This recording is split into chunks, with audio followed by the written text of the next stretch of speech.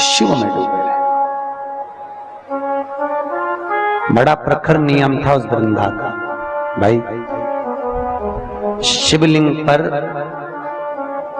बेलपत्र चढ़ाना, जल चढ़ाना, इसका भी एक नियम होता है कि शंकर जी पे शिवलिंग पर जल कहां चढ़ाया जाता है। सबसे पहला जल अगर शंकर जी को चढ़ाने जा रहे हो तो शंकर जी के जो चरण है, जहां से पानी नीचे गिरता है, उसके सीधे वाले भाग पर, अपने हाथ का सीधा भाग, वहां जल चढ़ाओ। फिर जहां लेफ्ट भाग है वहां जल चढ़ाओ। जहां शंकर भगवान का शिवलिंग रखा हुआ है, तीसरे नंबर का जल वहां चढ़ाना चाहिए। चौथे नंबर का जल भगवान शंकर के शिवलिंग पर चढ़ाना चाहिए। पांचवें नंबर का जल ऊपर अगर जलाधारी लगी हो तो उसमें चढ़ाओ।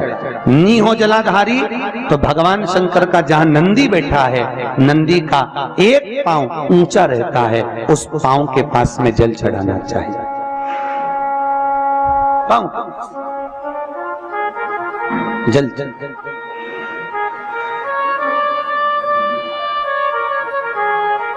चरण के पास में। ऐसे 5 स्थान दिए हैं जल चढ़ाने के लिए। शिव जी का स्नान कितनी चीजों से होता है? 5 चीजों से। पंचामृत, दूध, बोलते जाओ, दही, फिर घी, शहद, फिर शक्कर। ये 5 चीजों का प्रमाण क्या है? शास्त्र कहता है दूध चढ़ाने से घर में संतान की वृद्धि होती है। दही चढ़ाने से भगवान शिव के, अगर शिवलिंग पर हम दही चढ़ाते हैं, उससे परिवार में प्रेम बढ़ता है। क्या बढ़ता है? प्रेम। फिर घी चढ़ाने से हमारे घर से रोग दूर होता है।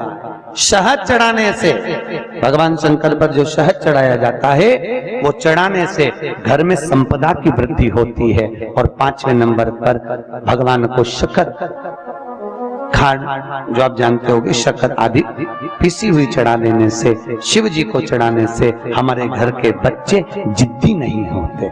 क्यों कहते हैं? जो बच्चा जिद्दपन करता हो, जो बच्चा जिद्दी रहता हो, तो क्यों कहते हैं कि अवधूतेश्वर महादेव का नाम लो और उसके हाथ में शक्कर की कटोरी देकर शंकर जी पे चढ़वा दो, बच्चा कभी जिद्दपन नहीं करता। अवधूतेश्वर महादेव का नाम लेकर सोमवार की अष्टमी के दिन चढ़ाया जाता है। सोमवार की अष्टमी को अवधूतेश्वर का नाम लेकर। क्यों कहते हैं? जो बच्चा बार बार बीमार पड़ रहा हो, बार बार सर्दी हो रही हो, बार बार बीमार पड़ रहा हो, खांसी चल रही हो, बार बार हॉस्पिटल लेकर भागना पड़ रहा हो बच्चे को, छोटा सा अगर बच्चा है, 8 साल के अंदर बच्चा है और बीमार ज्यादा पड़ रहा है, तो आटे का दिया बनाओ, 4 बत्ती रखो, उसमें तिल्ली का तेल डालो, अवधूतेश्वर महादेव का नाम लेकर बच्चे के ऊपर से 21 बार उतारो और किसी चौराहे पर ले जाकर रख दो। जिंदगी में बच्चा कभी बीमार नहीं पड़ेगा, बच्चा स्वस्थ रहे, आनंद में रहे। और वैसे भी प्रथम सुख